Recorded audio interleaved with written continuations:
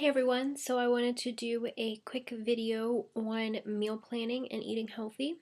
So it's a lot easier to eat healthy if you plan your meals ahead, so then you don't have the excuse of I don't have what I need, I don't feel like making something, let's just get takeout or go somewhere to get food. So I'm going to go through some of my favorite recipes. The first one is chicken fried rice. It's so simple. A couple of things that you probably have to pick up that you won't have on hand is sesame oil and possibly soy sauce. If you're gluten free, a soy sauce alternative is always good. This recipe calls for green onions and garlic. I normally keep both of those on hand, so it's not something that I would have to go out and buy. I know for garlic, they have like freeze-dried garlic that you can get, or they have already minced garlic that you can put in your fridge. From like Sam's Club or Costco, it comes in like this big container. That's a lot of garlic. Chicken, but you can make it vegetarian or you could switch up the meat.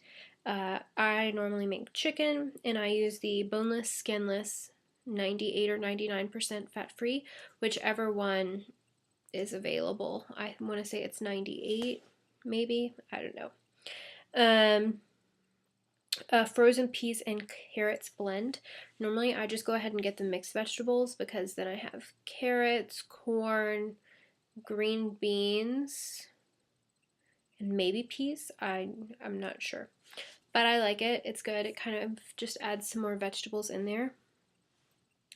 Brown rice. Brown rice is important. Go brown. Fried rice looks brown anyway, but that's just because of the whole frying part. Go brown rice. White rice is just empty calories. Nothing really there. And I think that's everything. Oh, eggs. I always get Eggland's Best. I find they taste better than like the store brand. It's your personal preference. You're just gonna beat them like you would to make scrambled eggs. And yeah, I want to say that is all for that recipe.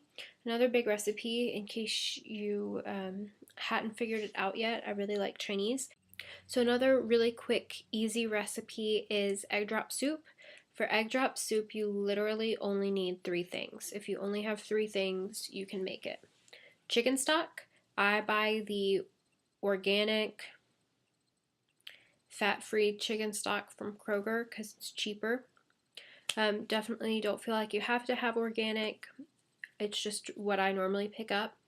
Eggs. Again, I normally choose Eggland's Best, but it's your choice. I think you could even use egg beaters for this if you really wanted. If you want to make it even faster, just pour in some egg beaters.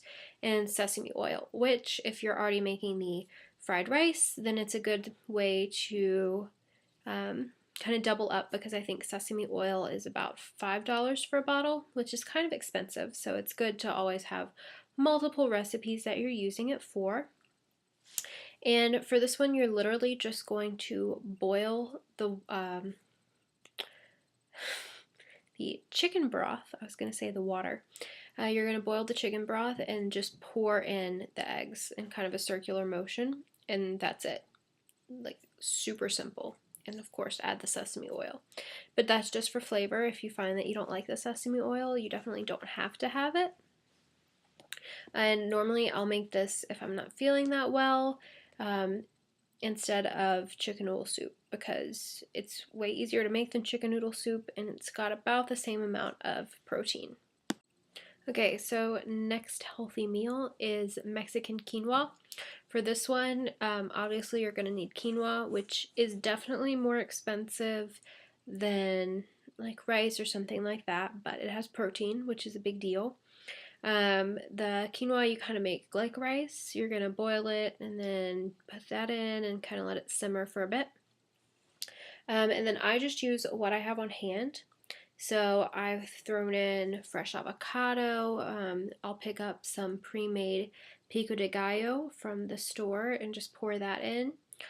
Fresh tomatoes, fresh cucumber, onions are a big thing. Um, Black beans, I've made my own black beans like from a bag, and then I've also gotten the can.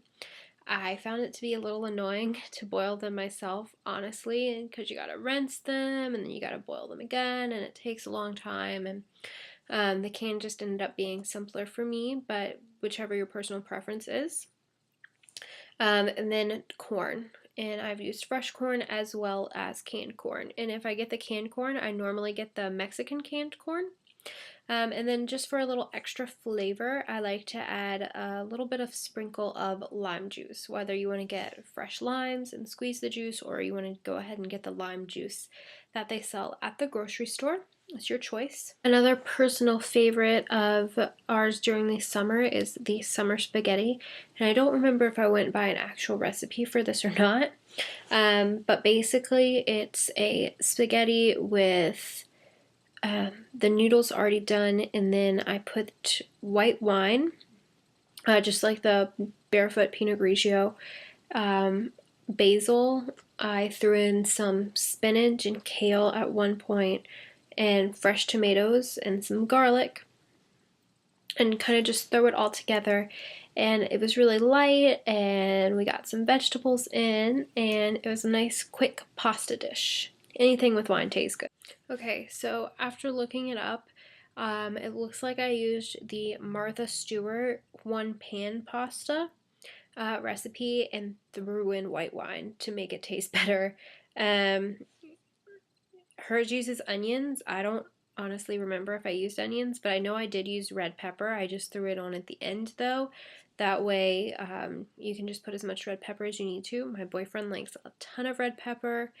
I would just be happy with a few flakes, so I normally wait to add that at the end, but it's totally up to you. Thanks for watching, guys. I hope you enjoyed it.